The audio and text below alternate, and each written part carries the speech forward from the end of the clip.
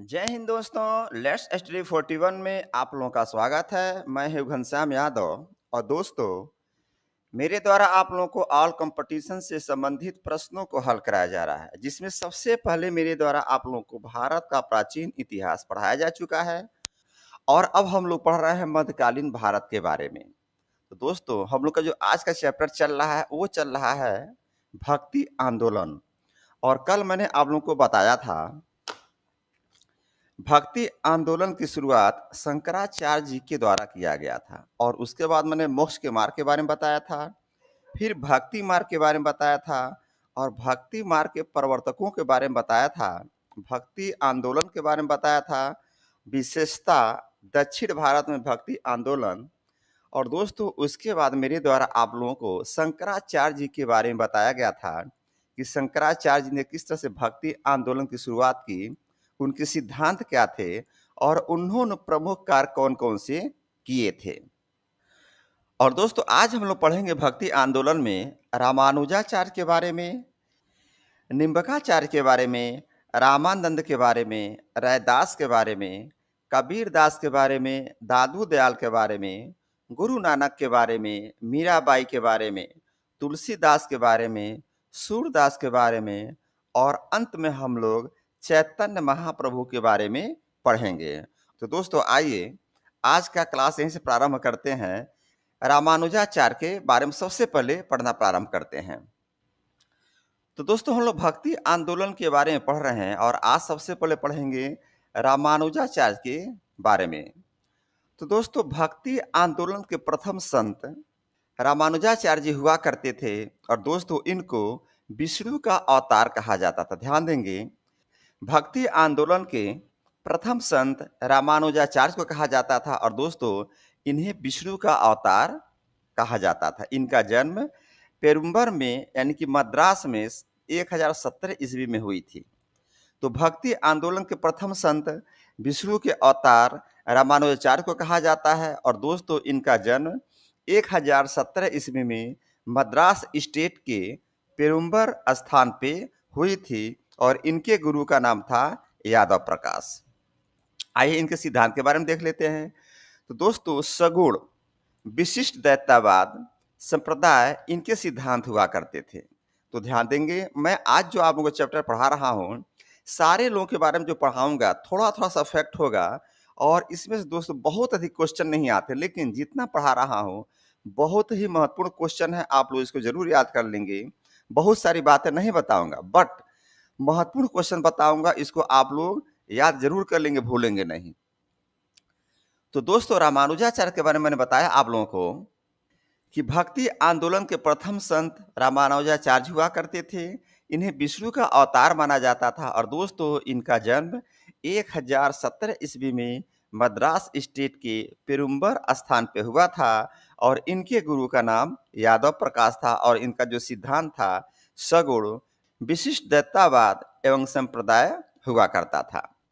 इसके बाद दोस्तों आते हैं निम्बकाचार्य।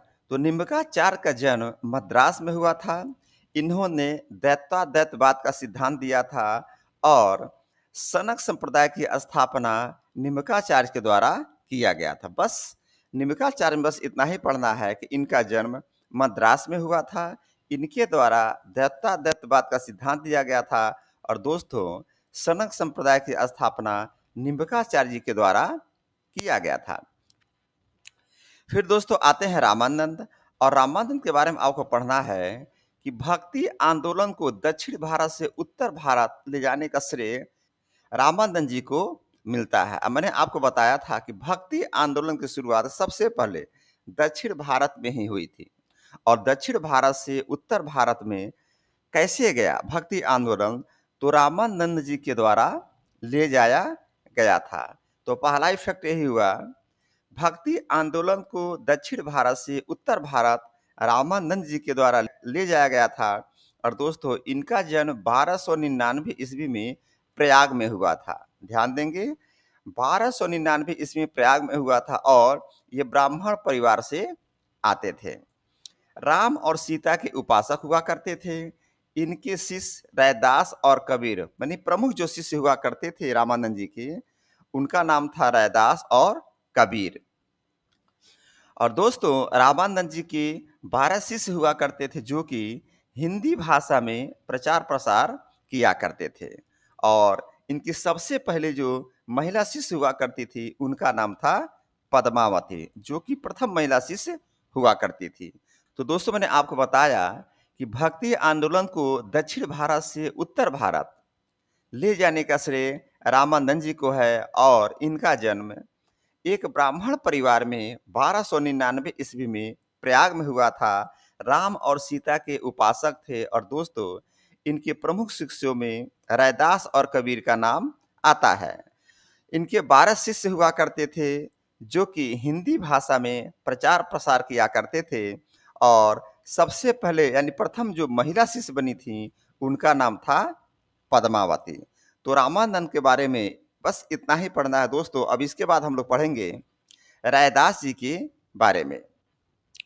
तो दोस्तों रैदास जी के बारे में बस इतना ही जानना है कि रामानंद के 12 शिष्य हुआ करते थे, उसमें से एक रैदास भी हुआ करते थे। अभी मैंने आपको बताया कि रामानंद जी के 12 शिष्य हुआ करते थे और उसी 12 शिष्यों में से एक रैदास हुआ करते थे। मीराबाई के गुरु हुआ करते थे। ध्यान देंगे रैदास जी मीराबाई के गुरु हुआ करते थे। बस रैदास जी के बारे में इतना ही पढ़ना है कि रामानंद जी के 12 शिष्यों में एक शिष्य रैदास भी थे। रैदासी संप्रदाय की स्थापना से जुड़े हुए थे रैदास जी। और रैदास जी मीराबाई के गुरु हुआ करते थे। इसके बाद आते हैं कबीरदास जी। और दोस्तों कबीरदास जी के बारे में आपको बताऊं कि कबीरदास जी एक निर्गुण संत हुआ करते थे। ध्यान देंगे। और कबीरदास जी के बारे में लगभग सारे विद्यार्थियों को पता होगा इनके नाम के बारे में। तो दोस्तों आइए देखते हैं कि कबीरदास जी के बारे में क्या क्या जानकारी लेनी है। तो दोस्तों कबीरदास जी निर्गुण संत हुआ करते थे। इनके गुरु रामानंद जी हुआ करते थे। ध्यान देंगे कबीरदास जी निर्गुण संत हुआ करते थे और कबीरदास जी के गुरु का नाम था रामानंद। और इनका जन्म 1440 ईस्वी में वाराणसी में हुआ था। तो दोस्तों निर्गुण संत हुआ करते थे कबीरदास जी। कबीरदास जी के गुरु का नाम था रामानंद। इनका जन्म 1440 ईस्वी में वाराणसी में हुआ था। और दोस्तों इनकी मृत्यु मगहर में हुई थी 1510 ईस्वी में, जो कि उत्तर प्रदेश में पड़ता है। इनकी मृत्यु 1510 ईस्वी में मगहर में हुई थी। और ये सिकंदर लोदी के समकालीन थे। बहुत ही महत्वपूर्ण प्रश्न ये है कि कबीरदास जी किसके समकालीन थे, आप उत्तर देंगे कबीरदास जी सिकंदर लोदी के समकालीन हुआ करते थे। शिष्यों ने इनके वाणियों का संग्रह किया और उसका नाम रखा बीजक, यानी बीजक नामक ग्रंथ में संग्रह किया था इनके वाणियों का।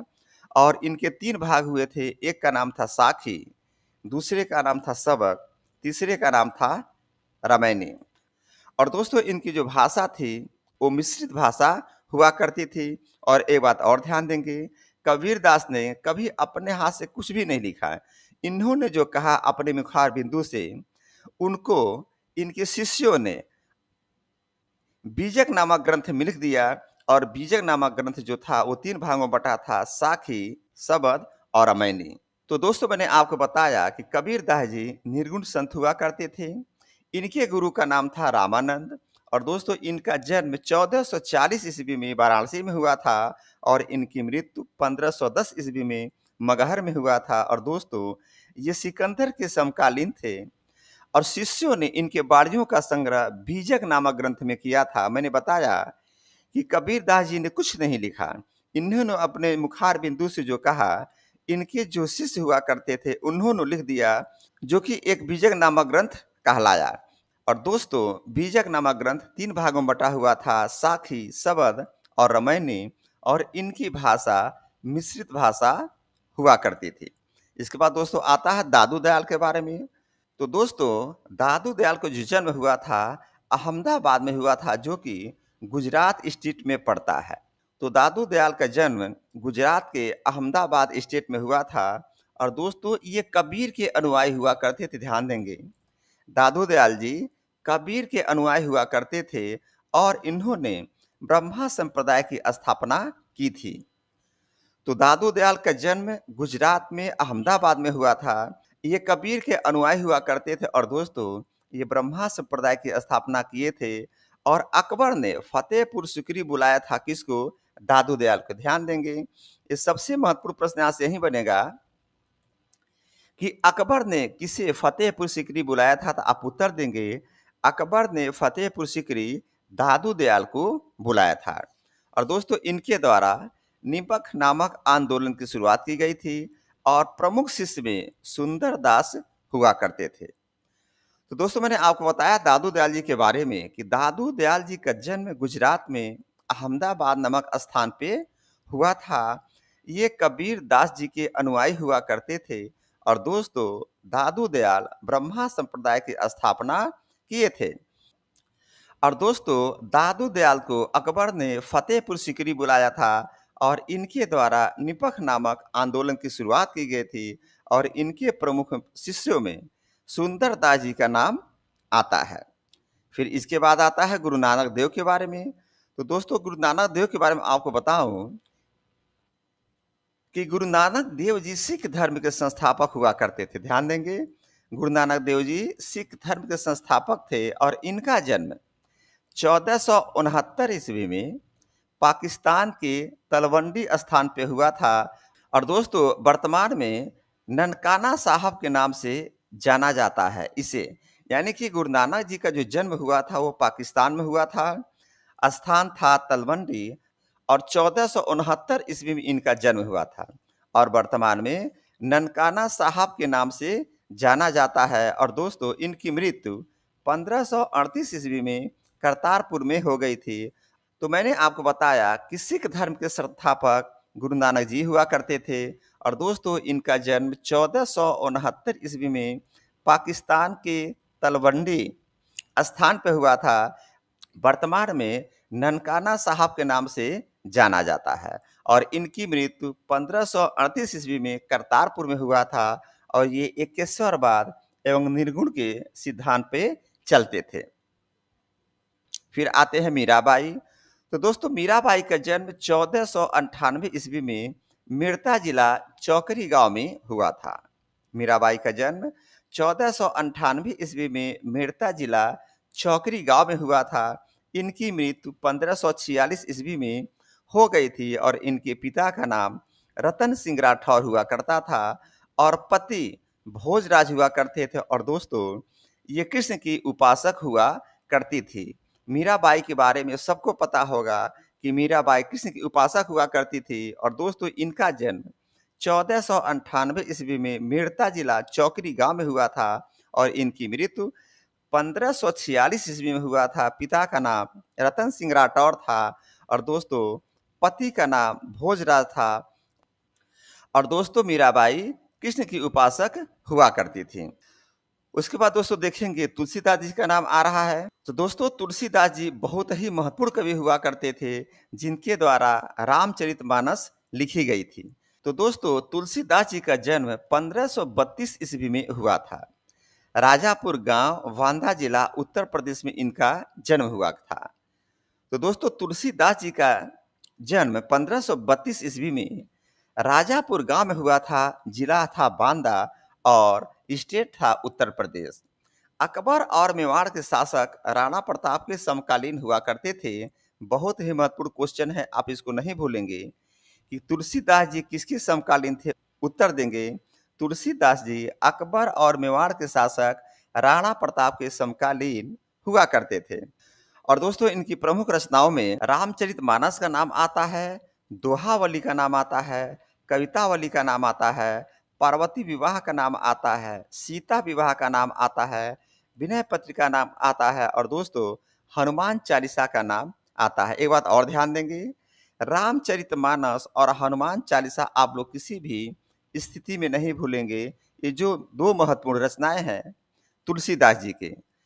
तो दोस्तों मैंने आपको बताया कि तुलसीदास जी का जन्म 1532 ईस्वी में राजापुर गांव बांदा जिला उत्तर प्रदेश में हुआ था। और दोस्तों तुलसीदास जी अकबर और मेवाड़ के शासक राणा प्रताप के समकालीन थे और इनकी प्रमुख रचनाओं में रामचरितमानस, दोहावली, कवितावली, पार्वती विवाह, सीता विवाह, विनय पत्रिका और हनुमान चालीसा हुआ करता था। इसके बाद नाम आता है सूरदास जी का। तो दोस्तों सूरदास जी का जन्म 1478 ईस्वी में उत्तर प्रदेश में हुआ था। ये वल्लभाचार्य के शिष्य हुआ करते थे और पुष्टि मार्ग का जहाज सूरदास जी को कहा जाता है। और दोस्तों, पुष्टि मार्ग का जहाज सूरदास जी को कहा जाता है। और दोस्तों, इनके प्रमुख रचनाओं में सूरसागर, साहित्य लहरी और सुरसारावली हुआ करती थी। तो दोस्तों, सूरदास का जन्म 1478 ईस्वी में उत्तर प्रदेश में हुआ था। वल्लभाचार्य के शिष्य हुआ करते थे, यानी कि सूरदास जी के जो गुरु थे वो थे वल्लभाचार्य जी। इन्हें पुष्टि मार्ग का जहाज कहा जाता है। और दोस्तों, इनके प्रमुख रचनाओं में सूरसागर, साहित्य लहरी, सुरसावली हुआ करती थी। एक बात और ध्यान देंगे, इन्हें पुष्टि मार्ग का जहाज कहा जाता है। ये सबसे महत्वपूर्ण प्रश्न सूरदास जी के बारे में बनता है। फिर दोस्तों, आप देखेंगे चैतन्य महाप्रभु के बारे में। तो दोस्तों, चैतन्य महाप्रभु का जो जन्म हुआ था वेस्ट बंगाल में हुआ था। और वेस्ट बंगाल में एक जगह है नदिया। तो वेस्ट बंगाल में इनका जन्म हो रहा है, स्थान है नदिया। और 1486 ईस्वी में इनका जन्म हुआ था। तो चैतन्य महाप्रभु जी का जन्म 1486 ईस्वी में स्टेट वेस्ट बंगाल और जगह नदिया हुआ करती थी। और इनकी मृत्यु 1533 ईस्वी में हुई थी और स्थान था पुरी। तो चैतन्य महाप्रभु का जो मृत्यु हुआ था 1533 ईस्वी में पुरी नामक स्थान पर हुई थी। और दोस्तों, बंगाल में भक्ति आंदोलन के प्रवर्तक चैतन्य महाप्रभु ही थे। और दोस्तों, ये कृष्ण भक्त हुआ करते थे। चैतन्य ने मूर्ति पूजा और अवतारवाद को महत्व दिया, यानी कि चैतन्य ने मूर्ति पूजा और अवतारवाद को जन्म दिया। इनका कहना था कि जो आदमी मरता है उसका पुनः अवतार भी होता है। और दोस्तों, गोसाई संघ की स्थापना और संकीर्तन के जन्मदाता चैतन्य महाप्रभु को कहा जाता है। और ये सगुण भक्ति से जुड़े हुए थे। और सगुण भक्ति क्या होती है, मैंने ऊपर आप लोगों को बता दिया था।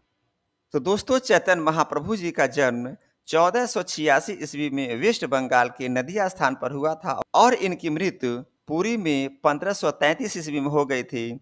बंगाल में भक्ति आंदोलन के प्रवर्तक चैतन्य महाप्रभु हुआ करते थे। और दोस्तों, ये कृष्ण भक्त थे। चैतन्य ने मूर्ति पूजा और अवतारवाद को महत्व दिया। गोसाई संघ की स्थापना एवं संकीर्तन के जन्मदाता चैतन्य महाप्रभु हुआ करते थे। और दोस्तों, सगुण भक्ति से जुड़े हुए थे। तो दोस्तों, आइए आज के चैप्टर भक्ति आंदोलन को एक बार क्विक रिवीजन कर लेते हैं। तो दोस्तों, मैंने आपको रामानुजाचार्य के बारे में बताया। भक्ति आंदोलन के प्रथम संत हुआ करते थे और इन्हें विष्णु का अवतार कहा जाता था। इनका जन्म 1017 ईस्वी में मद्रास के पेरुम्बर स्थान पे हुआ था। और इनके गुरु का नाम था यादव प्रकाश। फिर मैंने आपको बताया सिद्धांत के बारे में। सगुण, विशिष्ट दैतावाद और संप्रदाय सिद्धांत इन्हीं के द्वारा दिया गया था। और उसके बाद दोस्तों नाम आया था निम्बकाचार्य के बारे में। इनका जन्म मद्रास में हुआ था। दैतवाद का सिद्धांत इन्हीं के द्वारा दिया गया था। और दोस्तों, सनक संप्रदाय की स्थापना निम्बकाचार्य के द्वारा किया गया था। फिर मैंने आपको बताया रामानंद के बारे में। और सबसे महत्वपूर्ण प्रश्न इसमें यह आया था कि भक्ति आंदोलन को दक्षिण भारत से उत्तर भारत लाने में रामानंद का श्रेय जाता है। और दोस्तों, इनका जन्म प्रयाग में हुआ था 1299 ईस्वी में। और ये ब्राह्मण परिवार से आते थे। राम और सीता के उपासक हुआ करते थे। इनके शिष्य में रैदास और कबीर का महत्वपूर्ण नाम आता है। और दोस्तों, इनके 12 शिष्य हुए और हिंदी भाषा में प्रचार प्रसार इनके द्वारा किया गया था। प्रथम महिला शिष्य में पद्मावती का नाम आता है। उसके बाद आया दोस्तों नाम रैदास जी का। मैंने बताया रामानंद के 12 शिष्यों में से रैदास जी एक प्रमुख शिष्य हुआ करते थे। और दोस्तों, रायदासी संप्रदाय की स्थापना से जुड़े हुए थे रैदास जी। और मीराबाई के गुरु हुआ करते थे, यानी कि मीराबाई के जो गुरु थे वो रैदास जी हुआ करते थे। फिर मैंने आपको कबीरदास जी के बारे में बताया कि ये निर्गुण संत हुआ करते थे और इनके गुरु का नाम था रामानंद। और दोस्तों, कबीरदास जी का जन्म 1440 ईस्वी में वाराणसी में हुआ था और मृत्यु 1510 ईस्वी में मगहर में हो गई थी। ये सिकंदर लोधी के समकालीन थे और शिष्यों ने इनके वाणियों का संग्रह बीजक नामक ग्रंथ में किया था। और ये 3 भाग में बटा हुआ था, साखी, सबद, रमैनी। और इनकी भाषा दोस्तों मिश्रित भाषा हुआ करती थी। फिर मैंने आपको दादू दयाल जी के बारे में बताया था और दोस्तों इनका जन्म अहमदाबाद में हुआ था, जो कि गुजरात स्टेट में पड़ता है, और ये कबीर के अनुयायी हुआ करते थे। फिर मैंने आपको बताया ब्रह्मा संप्रदाय की स्थापना दादू दयाल जी के द्वारा ही किया गया था, और दोस्तों अकबर ने इन्हें फतेहपुर सिकरी बुलाया था, जो कि एक महत्वपूर्ण प्रश्न यहाँ बनता है कि दादू दयाल को किसने फतेहपुर सिकरी बुलाया था, लिखेंगे अकबर ने। फिर मैंने आपको बताया निपख नामक आंदोलन की शुरुआत दादू दयाल के द्वारा किया गया था, और इनके प्रमुख शिष्यों में सुंदर दास जी का नाम आता है। फिर मैंने आपको बताया गुरु नानक जी के बारे में। तो सिख धर्म के संस्थापक गुरु नानक जी हुआ करते थे, और दोस्तों इनका जन्म 1469 ईस्वी में पाकिस्तान के तलवंडी स्थान पे हुआ था। वर्तमान में ननकाना साहब के नाम से जाना जाता है, जो पाकिस्तान में है। इनकी मृत्यु 1538 ईस्वी में करतारपुर में हो गई थी। और दोस्तों गुरु नानक देव जी एकेश्वरवाद और निर्गुण के सिद्धांत पे चलते थे। फिर आया नाम मीराबाई का। तो मैंने मीराबाई के बारे में आप लोगों को बताया कि इनका जन्म 1498 ईस्वी में मेड़ता जिला चौकरी गांव में हुआ था, और दोस्तों इनकी मृत्यु 1546 ईस्वी में हो गई थी। पिता का नाम था रतन सिंह राठौर। फिर मैंने आपको बताया पति का नाम था भोजराज, और ये कृष्ण की उपासक हुआ करती थी। फिर नाम आता है तुलसीदास जी का। तो दोस्तों भक्ति आंदोलन में महत्वपूर्ण नाम आता है तुलसीदास जी का, और इनका जन्म 1532 ईस्वी में राजापुर गांव वांदा जिला उत्तर प्रदेश में हुआ था। और दोस्तों तुलसीदास जी अकबर और मेवाड़ के शासक राणा प्रताप के समकालीन हुआ करते थे, और इनकी प्रमुख रचनाओं में रामचरितमानस, दोहावली, कवितावली, पार्वती विवाह, सीता विवाह, विनय पत्रिका एवं हनुमान चालीसा आता है। फिर मैंने आपको सूरदास जी के बारे में बताया, और दोस्तों सूरदास जी का जन्म 1478 ईस्वी उत्तर प्रदेश में हुआ था। बल्लभाचार्य जी के शिष्य हुआ करते थे, यानी कि बल्लभाचार्य जी सूरदास के गुरु हुआ करते थे, और दोस्तों इन्हें पुष्टि मार्ग का जहाज कहा जाता है। बहुत ही महत्वपूर्ण क्वेश्चन ये बन रहा है कि पुष्टि मार्ग का जहाज किसे कहा जाता है। उत्तर देंगे पुष्टि मार्ग का जहाज सूरदास जी को कहा जाता है। इनकी प्रमुख रचनाओं में सूर सागर, साहित्य लहरी एवं सूर सरावली हुआ करती थी। फिर लास्ट में आया चैतन्य महाप्रभु। तो दोस्तों चैतन्य महाप्रभु जी का जन्म नदिया नामक स्थान पर हुआ था, जो कि वेस्ट बंगाल में पड़ता है, और इनका जन्म 1486 ईस्वी में हुआ था। फिर मृत्यु पुरी नामक स्थान पर हुआ था दोस्तों, जो कि 1533 ईस्वी में इनकी मृत्यु हो गई थी। बंगाल में भक्ति आंदोलन के प्रवर्तक चैतन्य महाप्रभु हुआ करते थे, और दोस्तों ये कृष्ण भक्त थे। ध्यान देंगे ये कृष्ण भक्त थे, और चैतन्य ने मूर्ति पूजा और अवतारवाद को महत्व दिया था। गोसाई संघ की स्थापना एवं संकीर्तन की जन्मदाता चैतन्य महाप्रभु को माना जाता है, और दोस्तों ये सगुण भक्ति से जुड़े हुए थे। तो दोस्तों भक्ति आंदोलन का चैप्टर आज यहीं पर समाप्त होता है। एक बात और आप लोगों को मैं बताऊं कि जब भी मैं कोई चैप्टर पढ़ाता हूं तो लास्ट में प्रश्न उत्तर कराता हूं, लेकिन ये चैप्टर लंबा हो जाने के कारण, यानी कि बड़ा हो जाने के कारण समय नहीं मिल पा रहा, इसलिए आज का जो भक्ति आंदोलन मैंने आपको पढ़ाया, इसका जो प्रश्न उत्तर होगा कल के चैप्टर में आप लोगों को बताऊंगा। और दोस्तों आज का चैप्टर यहीं पर समाप्त होता है। जय हिंद, जय भारत।